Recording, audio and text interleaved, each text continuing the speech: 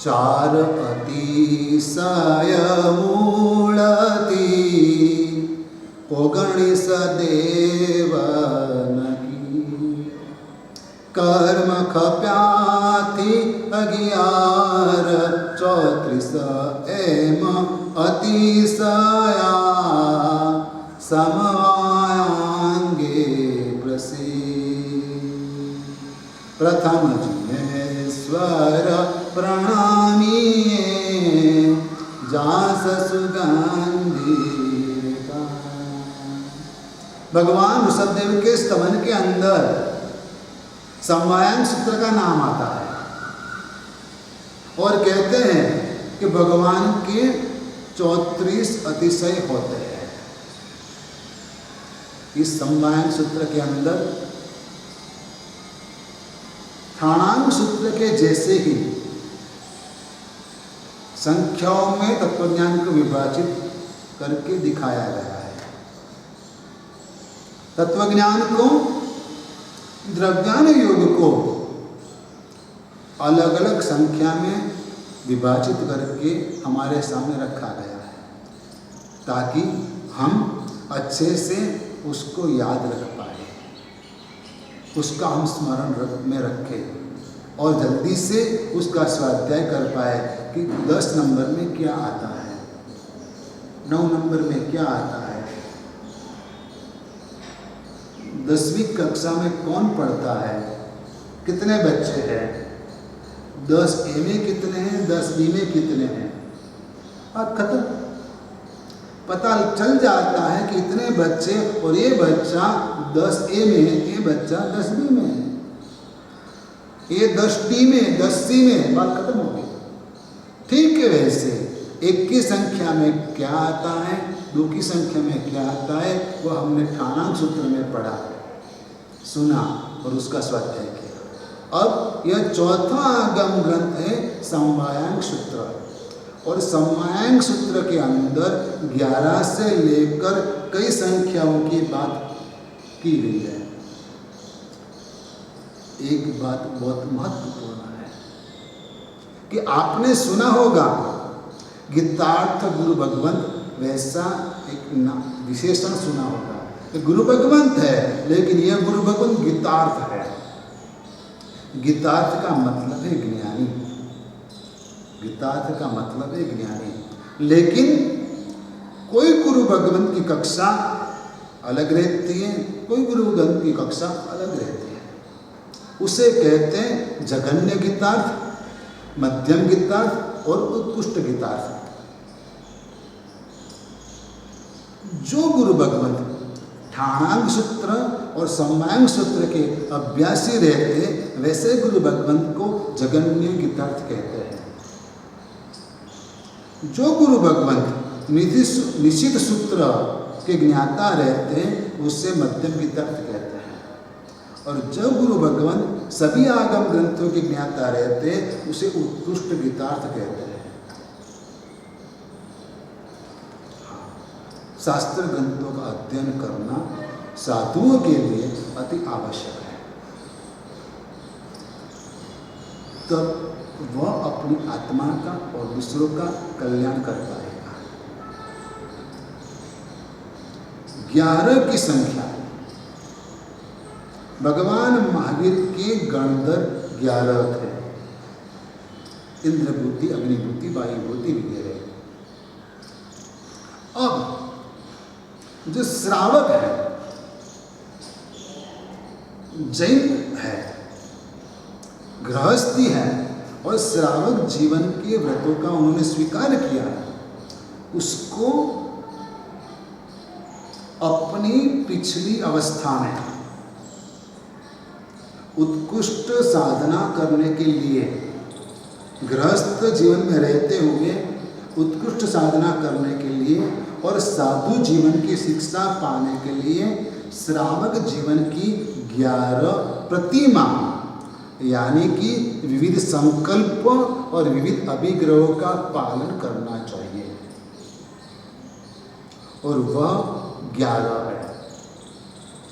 सर्वप्रथम सम्यक प्रतिमा, दूसरी व्रत प्रतिमा, तीसरी सामयिक प्रतिमा, चौथी पौषध प्रतिमा, पांचवी कायोत्सर्ग प्रतिमा, छठी मैथुन वर्जन प्रतिमा, सातवीं सचित्त वर्जन प्रतिमा, आठवीं स्वयं आरंभ वर्जन, नौवीं प्रेष्य आरंभ वर्जन, 10वीं उद्दिष्ट त्याग और 11वीं समर्पण प्रतिमा।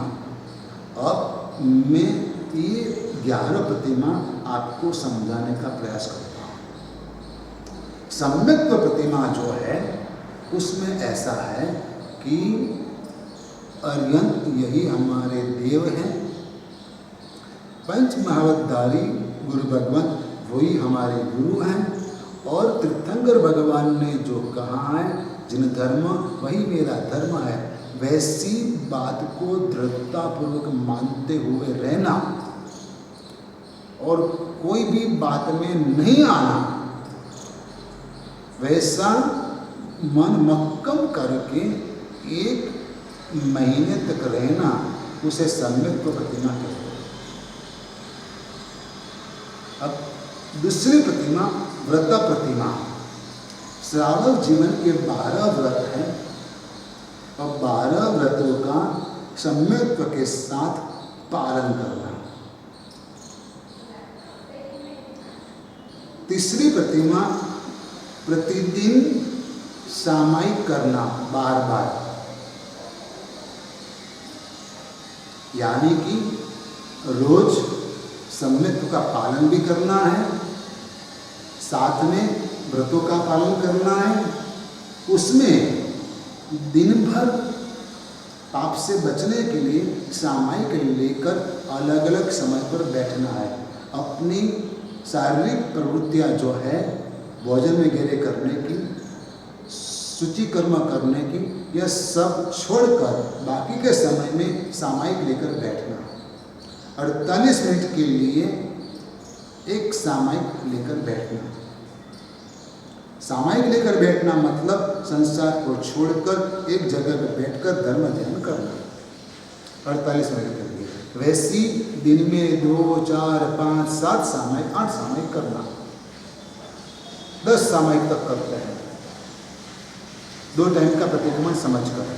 तो ऐसी प्रतिमा सामायिक प्रतिमा कहलाता है। और इससे आगे पौषध प्रतिमा, जैसे कि अष्टमी, चतुर्दशी, एकादशी वगैरह तिथि आती है, तब घर को छोड़कर पौषधशाला में जाकर एक दिन के लिए, एक रात्रि के लिए, या तो दिन और रात्रि के लिए साधु जैसा जीवन व्यतीत करना, पौषध लेकर बैठना, उसे पौषध प्रतिमा कहते हैं। कायोत्सर्ग, पौषध करने के साथ रात्रि में कायोत्सर्ग करना है, कायोत्सर्ग ध्यान में रहना। इससे आगे मैथुन वर्जन।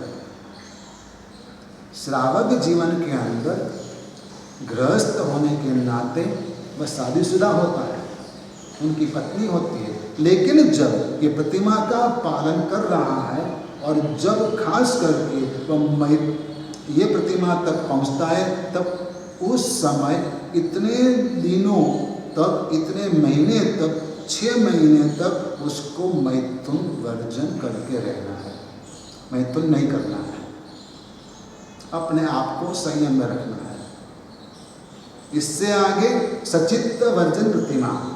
सचित्त वर्जन प्रतिमा, इसका मतलब यह है कि कच्चा पानी यूज नहीं करना, हरी सब्जी का यूज नहीं करना, उबाला हुआ पानी, बॉइल्ड वाटर ही यूज करना, चाहे कोई भी कार्य हो, पीने हो या हाथ धोना हो। लेकिन सचित्त वर्जन, स्वयं आरंभ वर्जन, खुद अपने आप कोई भी पाप कार्य नहीं करना।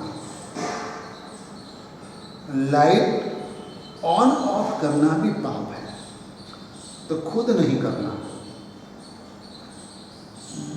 और इससे आगे 9वीं प्रतिमा है प्रेष्य आरंभ वर्जन।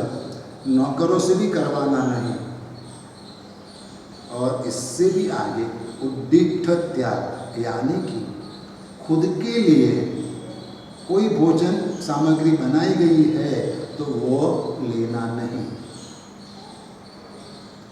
जनरल बना है खाना, खा लिया, लेकिन आपके लिए खास बनाया, आप तप कर रहे हो, आप व्रत कर रहे हो, आप नियमों का पालन कर रहे हो, आपके लिए स्पेशल आइटम बनाई। कई लोग एकासन करते हैं, उपवास का पारणा करते हैं, तो उसके लिए कोई खास आइटम बनाई जाती है, लेकिन नहीं, ये श्रावक इस प्रतिमा का पालन करता है तो कॉमन जो रसोई है उसका ही उपयोग करेगा। उसके खुद के लिए जो बनाया गया है वो छोड़ देगा, और छोड़ना चाहिए। मन के ऊपर काबू पाना है। मन जहां भागता है तो सारी दुनिया भागती है, पागल भी भागता है, लेकिन खुद को जहां मन जाता है वहीं से वापस लाके कंट्रोल करना है, ये धर्म है। और 11वीं प्रतिमा, वह गृहस्थ होते हुए भी 6 महीने तक, 11 महीने तक साधु जैसा जीवन व्यतीत करेगा। कपड़े भी साधु जैसा पहनेगा, भिक्षा लेने के लिए भी जाएगा, मुंडन करवाएगा, लेकिन चोटी रखेगा। और भिक्षा लेने के लिए जाएगा तो लोग पूछेंगे आप कौन हो, तो वह कहेगा मैं समनोपासक हूँ। श्रमण नहीं हूँ, लेकिन मैं समनोपासक हूँ, श्रमणों का उपासक हूँ, और मैंने व्रत लिया है, इसलिए मैं आपके घर भिक्षा लेने के लिए आया हूँ। तो वैसे श्रमण व्रत प्रतिमा का भी पालन श्रावक करते हैं। पूर्व काल के अंदर भगवान के श्रावक ये आराधना करते थे। आज यह बातें विलुप्त हो गई, क्योंकि आप संसार में ज़्यादा उलझे हो। धर्म तो सिर्फ मन मनाने के लिए करते हो, इसलिए ये सब बातें छूट गई है, लेकिन थी, आज भी है, आप करो तो। अब इस संसार में भटकने की मजा जिसको आती है, वैसी आत्माओं को भवाभी नंदी जीव कहते हैं। उसको भव भ्रमण में, संसार में भटकने में मजा आती है। उसके जीवन में दुर्गुण होते हैं, वह दुर्गुण 11 कि वह धर्म करता है, लेकिन पेट भरने के लिए धर्म करता है। मान सम्मान पाने के लिए धर्म करता है, वस्त्र पात्र पाने के लिए धर्म करता है, प्रसिद्धि पाने के लिए धर्म करता है। और भवाभिनंदी जीव कैसा होता है कि खुद की प्रशंसा करता है, दूसरों की बुराई करता है। आप कौन सी कक्षा में हो वो आप देख लेना, क्या आप भवाभिनंदी हो कि नहीं, पता चल जाएगा। धन प्राप्ति के लिए धर्म करेगा भवाभिनंदी आत्मा, फ्यूचर का टेंशन करेगा भवाभिनंदी, ईर्ष्या करेगा, भयभीत रहेगा, माया छल प्रपंच करेगा, चीटिंग करेगा भवाभिनंदी आत्मा। और वह आत्मा धर्म के सच्चे स्वरूप से अनजान होता है, अज्ञान होता है। ऐसी भवाभिनंदी आत्माएं संसार में लंबे समय तक भटकती रहती है, जन्म मरण के चालू ही रहते हैं। उसका जीवन का वह भ्रमण का अंत बहुत लंबे अरसे के बाद आता है। इसलिए यदि हमें यह 11 में से एक भी दुर्गुण हो तो वह दुर्गुण को हमें छोड़ना चाहिए, उसका हमें त्याग करना चाहिए। तप का 12 प्रकार है। तप के कितने प्रकार है? 12। 6 अभ्यंतर, 6 बाह्य तप। बाह्य तप, अनशन, उनोदरी, वृत्ति संक्षेप, काय क्लेश, रसत्याग और संलीनता। अनशन का मतलब है उपवास करना, 1 दिन 2 दिन चाहे कितने भी दिन उपवास करना, एक टाइम भी नहीं खाना या तो एक ही टाइम खाना, अनशन नहीं खाना। उनोदरी यानी कि जितनी भूख लगी है उससे कुछ कम खाना। रसत्याग, रसत्याग का मतलब है कि आज दूध नहीं लेंगे, आज गुड़ नहीं लेंगे, आज दही का त्याग। वैसे कोई षड रस भोजन में से कोई भी 1 या 2 रस का त्याग करना, उसे रसत्याग नाम का तप कहते हैं। मैं पूछता हूँ आपको कि आप रोजाना ये सब चीज खाते हो? नहीं, तो त्याग क्यों नहीं करते? त्याग करना चाहिए, और त्याग करोगे तो आपके पाप कर्म टूटेंगे, पुण्य बंद होगा और आत्म संयम आएगा। रोज दही खाते हो, रोज दही की बनावट वाली चीज खाते हो जिसमें दही मिलाया है, ऐसी चीज रोज खाते हो, गुड़ वाली चीज रोज खाते हो? नहीं। कभी तो कोई दिन घी का भी त्याग कर पाते हैं कि आज घी वाली चीज नहीं खाएंगे। और यदि कुछ छोड़ोगे तो आपकी हेल्थ के लिए भी अच्छा है। इसलिए रसत्याग नाम का तप कहा है। कैसा तप कहा है? रसत्याग। वृत्ति संक्षेप कि आज जब खाने के लिए मैं बैठूंगा या तो दिन भर में 20 आइटम से ज़्यादा नहीं खाऊंगा। बताओ आप रोज कितना खाते हो? कितनी आइटम खाते हो? रोज 100 आइटम खाते हो? वो तो सिर्फ प्रदर्शन के लिए होती है, मेनू कार्ड में होती है, शादी ब्याह में पार्टी में होती है। लेकिन कोई भी व्यक्ति खा के कितनी आइटम खाएगा? सिर्फ टेस्ट करेगा ना 100 आइटम का तो भी वो मर जाएगा, हैरान हो जाएगा, अस्पताल में भर्ती करना पड़ेगा। हमारे बेटे की शादी में हमने 3000 रुपये की प्लेट रखी थी। था क्या? पूड़ी भी थी, रोटी भी थी, पराठे भी थे, भाकरी भी थी, नान भी थी। लेकिन किसने कितना खाया?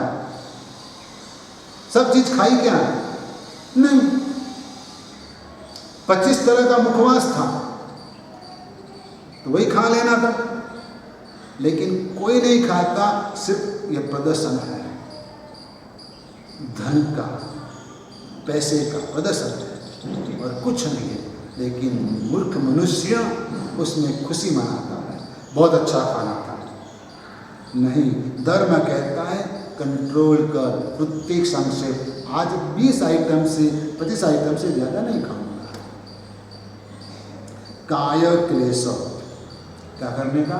काय क्लेश यानी कि शरीर को थोड़ा बहुत कष्ट देना। कई धनवान बीमार हो जाते हैं, इसकी वजह यह है कि शरीर को कोई कष्ट देते नहीं है। शरीर को कष्ट देना ही चाहिए, और शरीर आप जैसी आदत डालोगे वैसा काम करेगा। आपको इससे अच्छे से अच्छा काम लेना चाहिए, लेकिन आप तो सिर्फ संभाल कर रखते हो। ओ ऐसा हो गया, ये हो गया, हम पालते हो, संभालते हो नहीं। काय क्लेश वह भी तप है। वैसे 6 तरह और संलीनता यानी कि हमारी इंद्रियां जहाँ तहाँ भागती है उसको वहाँ तहाँ जाने से रोकना, उसे संलीनता कहते हैं। यह 6 तरह का बाह्य तप हुआ और 6 तरह का अभ्यंतर तप, कुल 12 प्रकार के तप है। अभ्यंतर तप में प्रायश्चित, विनय, वैयावच्च, स्वाध्याय, ध्यान और कौशल। जब 6 तरह का अभ्यंतर तप यानी आंतरिक तप है। कोई भी गलती हो जाए तो उसका प्रायश्चित लेना, प्रायश्चित करना। गुरुजनों का, धर्म का, भगवान का विनय करना। वैयावच जो वृद्ध है, जो बालक है, जो तपस्वी है, जो बीमार है, उसकी सेवा करना। जो ज्ञानी है उसकी सेवा करना, उसे वैयावच कहा है। और वैयावच करना भी तप है। स्वाध्याय जो कुछ भी अध्ययन किया है उसका पुनरावर्तन करना, उसे स्वाध्याय नाम का तप कहा है। पढ़ना भी तप है और ध्यान करना वह भी तप है। और कायोसल काया को छोड़ के, काया को भूल के धर्म में लीन रहना, उसे कायोसल नाम का तप कहते हैं। वैसे 12 प्रकार के तप हैं जो आप सभी को और हमें भी करना चाहिए और करते रहना चाहिए बार बार। चातुर्मास चालू है, परिसरा पर्व नजदीक आ रहे हैं और आप लोग तप करने का सोचोगे। लास्ट ईयर कोरोना का बहुत ज़्यादा भय था और उसकी वजह से कई लोगों ने तपश्चर्या नहीं की, लेकिन इस बार इतना भय नहीं है तो आप अवश्य तप करने का सोचोगे और करोगे और करना चाहिए। लेकिन मैं कहता हूँ कि उपवास 8 दिन के, 11 दिन के, 15 दिन के, महीने भर के करना बहुत अच्छी बात है, लेकिन लाइफ टाइम रात्रि भोजन का त्याग करना उससे भी बहुत बड़ी बात है। वो भी बहुत बड़ा धर्म है। लाइफ टाइम जमीन कंद का त्याग करना वो भी बहुत बड़ा तप है। और आप जीवन में यह तप भी अवश्य करना। उपवास के साथ यह भी तप करना अत्यंत जरूरी है। और आगे चलते हैं। अरिहंत परमात्मा के 12 गुण।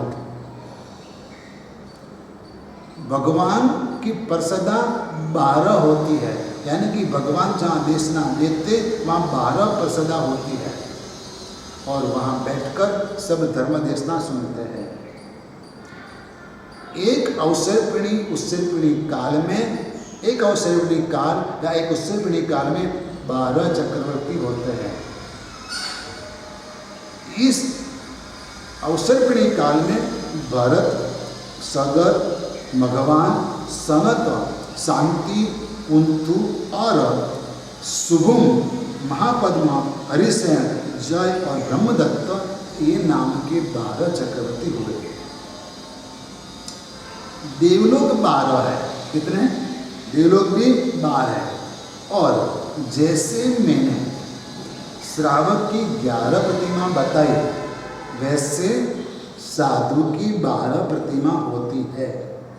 यहाँ प्रतिमा का मतलब कोई स्टैच्यू नहीं है, लेकिन यहाँ प्रतिमा का मतलब है साधु जीवन की विशिष्ट साधना प्रक्रिया। जैसे श्रावक की मैंने बताई, और अब साधु जीवन के महाव्रत 5 होते हैं, लेकिन श्रावक जीवन के व्रत 12 होते हैं। 5 अणुव्रत, 3 शिक्षा व्रत, 3 4 गुणव्रत। इस रूप से श्रावक के 12 व्रत होते हैं और ये 12 व्रतों का पालन श्रावक को अपने जीवन में करना चाहिए। अब 13 की संख्या। हमारी आत्मा को पाप में खिंच जाने वाली 13 जगह है। उसे कहते हैं कर्मबंध के हेतु कहते हैं।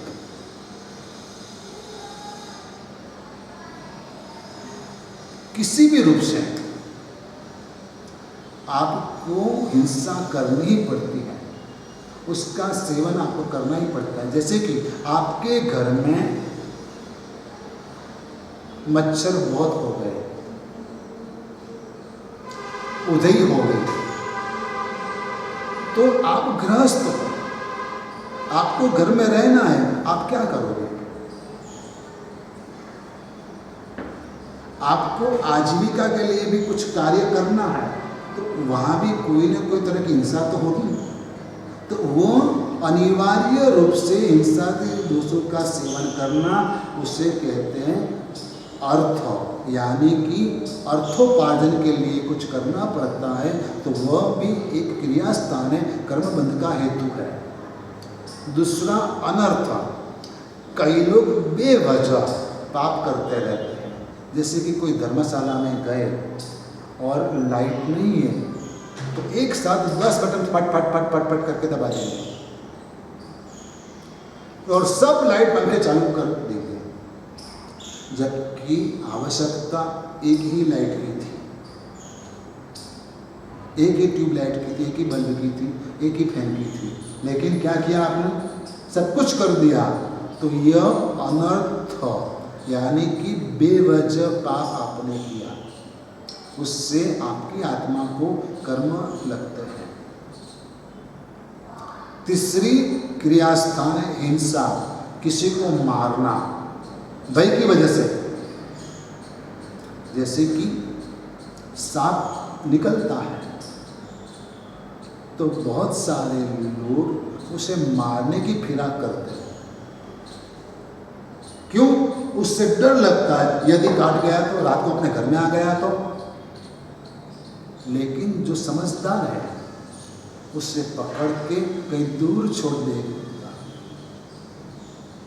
लेकिन भय के मारे किसी को मारना वह हिंसा है, और वह भी क्रियास्थान है, कर्मबंध का हेतु है।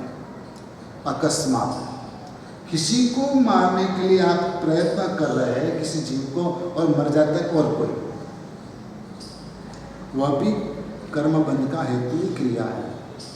दृष्टि विपर्यास, यानी कि मित्रों को शत्रु और शत्रु को मित्र मान ले। चोर को चोरी करने वाला नहीं वैसा मान ले, जो चोरी करने नहीं है उसको चोर मान ले। और ऐसा दृष्टि विपर्यास होता है, गलतफहमी हो जाती है, तो अभी यह पाप कर्म लग जाता है। झूठ बोलना, यदि किसी ने कुछ दिया नहीं है यूं ही ले लेना, वह भी पाप कर्म। चोरी, मन में गुस्सा करना, किसी के ऊपर निकाला नहीं है भड़ास, लेकिन मन में ही गुस्सा करना, वह भी क्रियास्थान है।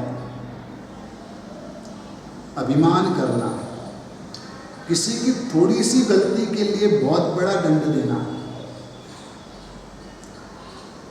चीटिंग करना, लोभ करना, और चलते जाते आते समय में नीचे देखकर चलना नहीं। ये सभी बातें जो है यह क्रिया स्थान कहते हैं और कर्मबंध के हेतु कहते हैं, उससे बच के रहना चाहिए। और हमारी आत्मा को हैरान करने वाली और 13 बातें हैं। 13 बातें, जिसमें सबसे पहला आलस्य। कौन सी बात है? आलस्य, लेजी। उठता हूं मैं, प्लीज 5 मिनट, घंटा भर समय निकल जाता है और पूरा दिन उसका बेकार जाता है। मोह, दूसरों की बुराई करना, अहंकार करना, क्रोध करना, प्रमाद करना और कृपणता जताना, कंजूसपना और भयभीत रहना, दिन भर उदास रहना, अज्ञानता, अस्थिरता, कुतूहल और तीव्र विषयाभिलाष, ये सभी चीज़ें हमारी आत्मा को परेशान करने वाली हैं।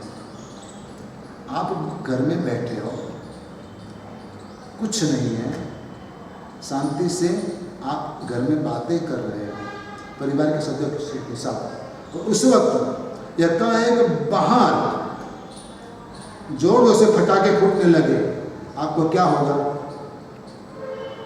आप तुरंत बातें छोड़कर बाहर देखने के लिए लालच हो जाओगे। ये कुतूहल है, क्या होगा, क्या बात है, कौन पटाखे फोड़ रहा है। वैसे करके आप बाहर गए और कभी ऐसा हो जाता है एकाएक एक पटाखा आपके ऊपर आकर गिर जाएगा तो हाँ, हो या ना हो अलग बात है, लेकिन ये कुतूहल जो है वो आपको हैरान करेगा, डिस्टर्ब करेगा, इसलिए इससे बचना चाहिए। 14 अभ्यंतर ग्रंथियां मिथ्यात्व, क्रोध, मान, माया, लोभ, हास्य, रति, अरति, भय, शोक, जुगुप्सा, स्त्रीवेद, पुरुषवेद, नपुंसकवेद, यह 14 अभ्यंतर ग्रंथियां है। ग्रंथि यानी गांठ, और एक रस्सी में एक भी गांठ रह जाएगी तो रस्सी किस काम में आएगी?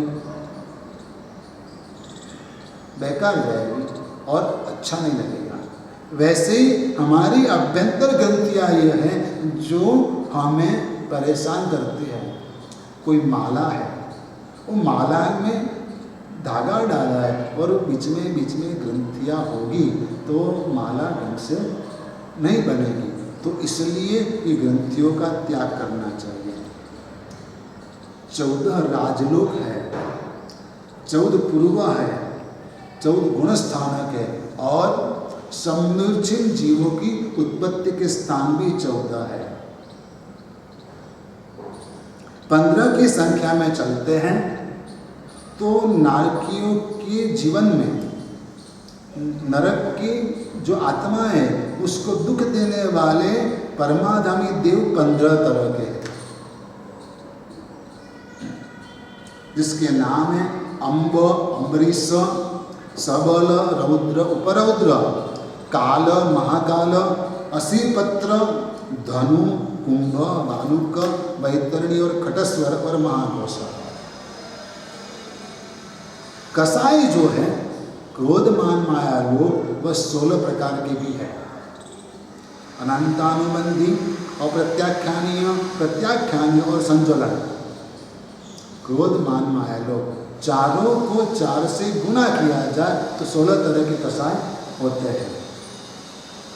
संयम के प्रकार 17, कितने? 17। पृथ्वी, पानी, अग्नि और वायु और वनस्पति का संयम रखना, उसका यूज करने में संयम बरतना।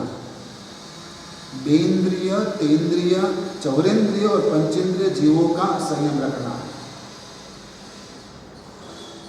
साधु कोई भी जीव जंतु को छुएगा नहीं,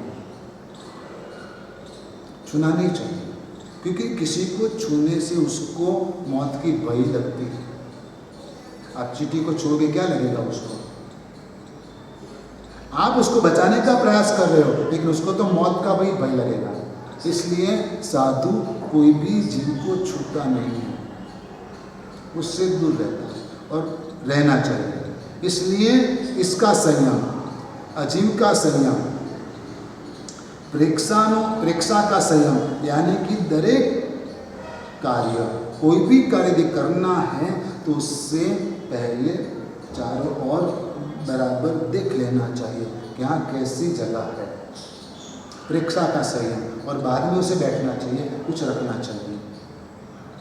उपेक्षा, प्रमादी और हिंसक लोगों के बीच में मध्यस्थ भाव रखना। जो लोग प्रमादी है, जो लोग हिंसक है, अब सारी दुनिया को आप रोक नहीं पाते, इसलिए आपको उस समय मध्यस्थ भाव रखना। क्या करना? क्योंकि ये सृष्टि में अलग अलग तरह की मान्यता वाले लोग हैं दुनिया में। कोई मांसाहार मानता है, कोई निरामिषाहारी है, तो सभी की मान्यता अलग अलग है।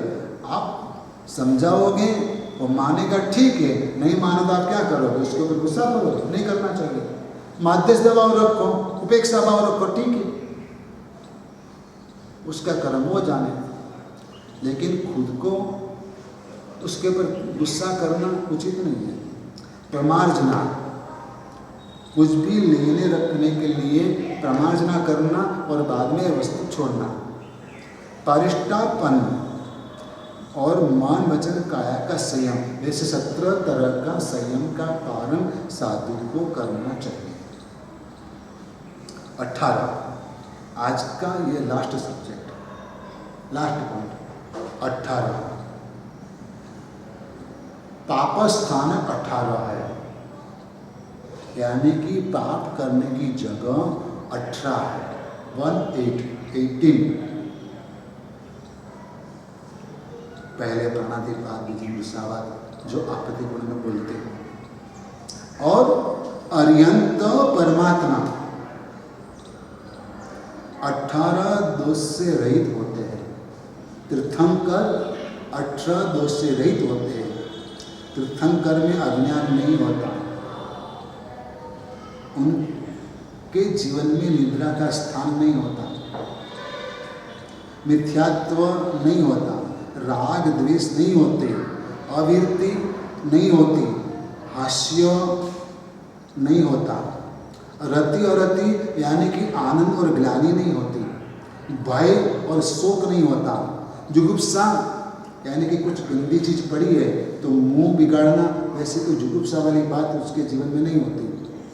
वेद यानी कि पुरुष स्त्री वेद, ऐसे वेद का कोई उदय नहीं होता, उसकी कोई ऐसी फीलिंग नहीं होती। फिर इसके बाद दानांतराय, लाभांतराय, भोगांतराय, भोगांतराय और विज्ञानतराय, ये 5 तरह के अंतराय उनके जीवन में नहीं होते हैं। ऐसे 18 दोष से रहित अनंत परमात्मा होते हैं। आज यहाँ तक की बात करते हैं, कल और आगे बढ़ेंगे। यह प्रवचन भी आप दोबारा सुनना, सोचना, यदि कुछ पूछना है तो मुझे अवश्य पूछना। धर्मलाभ, आशीर्वाद।